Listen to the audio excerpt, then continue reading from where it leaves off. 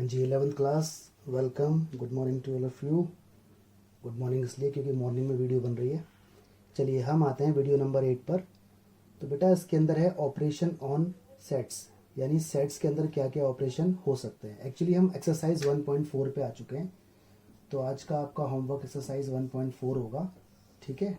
और अपने डाउट्स भी आप पूछ सकते हैं 1.1, 1.2, 1.3, 1.4 तक आफ्टर कंप्लीटिंग दिस, ठीक है। फिर मैं आपको सारे 4 एक्सरसाइज के एक्स्ट्रा क्वेश्चंस भी भेजूंगा व्हाट्सएप पर। ऑलराइट, चलिए स्टार्ट करते हैं। तो देखिए ऑपरेशन ऑन सेट्स, ये समझाने के लिए मैंने आपके सामने 4 सेट्स लिए हुए हैं। ये यूनिवर्सल सेट है, आई होप आपको मालूम होगा यूनिवर्सल सेट क्या होता है। दोबारा बता देता हूँ, सबसे बड़ा सेट जिसके अंदर सारे सेट आ जाते हैं, ठीक है। ये कोई सेट ए है, ये बी है, ये सी है, ये डी है। ध्यान से देखो, ये सारे के सारे यूनिवर्सल के अंदर अवेलेबल है, ठीक, इसलिए इसका नाम यूनिवर्सल है। तो पहला ऑपरेशन आता है बेटा यूनियन, यानी ज्वाइन करना। यूनियन का मतलब होता है ज्वाइन कर देना, जोड़ देना, और ये इसका स्टैंडर्ड सिंबल है, ठीक है। ये वाला अगर हम ऐसे बनाएंगे तो ये यूनिवर्सल का हो जाएगा सिंबल, अगर हम ऐसे बनाएंगे तो ये यूनियन का सिंबल हो जाएगा, ठीक है। इसका फर्क है, देखिए इसका, ये बस फर्क है। तो ध्यान रखना, ये यूनिवर्सल का सिंबल है और ये यूनियन का सिंबल है।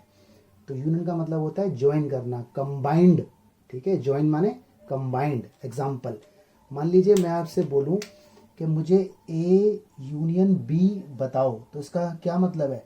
इसका मतलब है ए और बी को ज्वाइन कर लो, मतलब ए के और बी के सारे एलिमेंट एक ही सेट में लिख लो, लेकिन जो रिपीट हो रहा होगा उसे एक ही बार, क्योंकि सेट अनऑर्डर्ड होता है और अनरिपीटेबल। सेट में कोई एंट्री दोबारा रिपीट नहीं होती। तो ए और बी के एलिमेंट अगर मैं एक साथ लिखूंगा तो 1 लिख सकता हूँ, 2 लिख सकता हूँ, 3 लिख सकता हूँ, 4, 5, 8 और 9। इस तरह से देखो ए और बी कंबाइंड हो गए। अगर मैं आपसे बोलूं कि सी और डी को एक साथ ज्वाइन करो, तो आप देखो सी आपके पास है और डी आपके पास है। ज्वाइन करते हैं इनको, इन दोनों को। देखिए मैं 1 लिखूंगा, 2 लिखूंगा, 3 लिखूंगा, 6 लिखूंगा, 5 भी लिखूंगा, और 7 भी है, और 8 भी है, और 9 भी है। इस तरह से ये ज्वाइन हो गए, ठीक है। अगर मैं आपसे बोलूं कि इन दोनों का ज्वाइन निकालो, यूनियन, तो इन दोनों को भी आप जोड़ सकते हो। आई होप आपको समझ में आ गया होगा हाउ टू फाइंड यूनियन, ठीक है।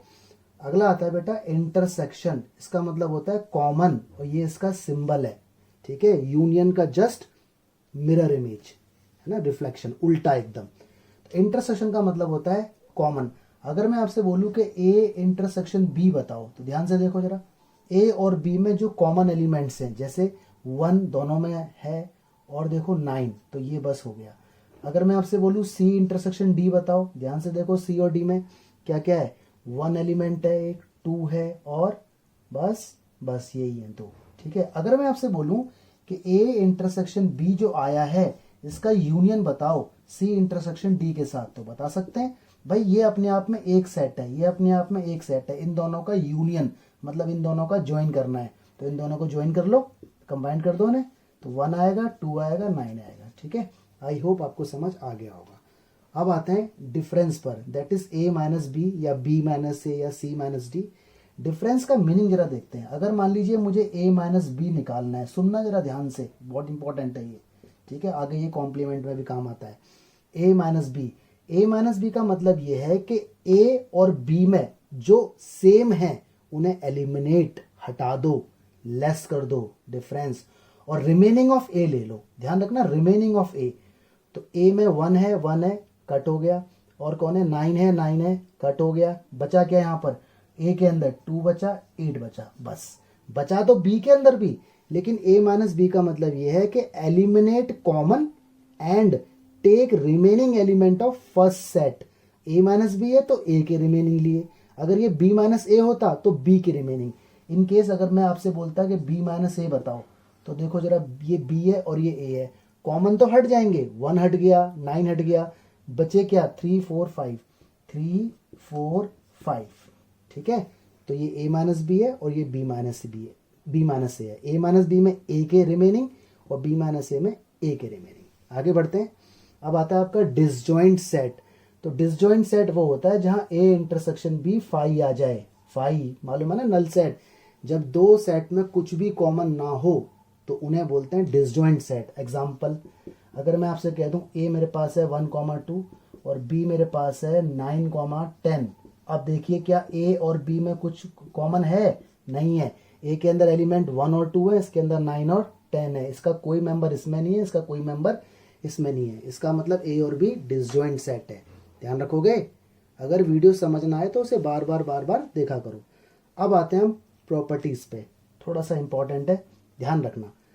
सोचो अगर ए सबसेट है बी का तो इनके रिजल्ट क्या होंगे? खुद सोचो। अगर ए सबसेट है बी का तो ए के सारे मेंबर बी के अंदर अवेलेबल होंगे according to definition of subset. You understand? A के सारे मेंबर बी के अंदर अवेलेबल होंगे, है ना। अब सुनो, इसने कहा ए यूनियन बी बताओ। यार ए के सारे मेंबर बी के अंदर अवेलेबल है और मुझे ए और बी को ज्वाइन करना है, तो आंसर बी तो आएगा। मान लीजिए ए में लिखा है 1 2, बी में लिखा है 1 2 3, तो ए के मेंबर बी के अंदर अवेलेबल है। अब मैं ए और बी को ज्वाइन करूंगा तो उसके अंदर 1 2, उसके अंदर क्या है 1 2 3, ज्वाइन करो तो 1 2 3, 1 2 3 is what? Nothing but B. ठीक है, तो इसका रिजल्ट बी होगा। आगे देखते हैं, ये बोलता है ए इंटरसेक्शन बी बताओ। खुद सोचो, अगर ए इसका सबसेट है, यानी ए में लिखा है 1 2, बी में लिखा है 1 2 3, तो कॉमन ए ही तो आएगा। ठीक है, दिमाग लगा रहे हो?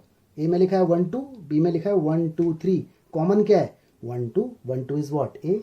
आगे बोलता है ए माइनस बी बताओ, तो भाई इसका रिजल्ट तो 5 आएगा। अब जरा सोचो क्यों आएगा, सोचो।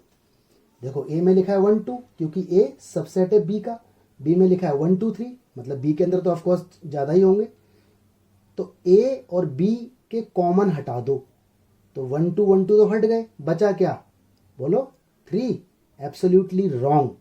अरे ए के बचे हुए ए माइनस बी है, रिमेनिंग ऑफ ए लेंगे, क्या बचा?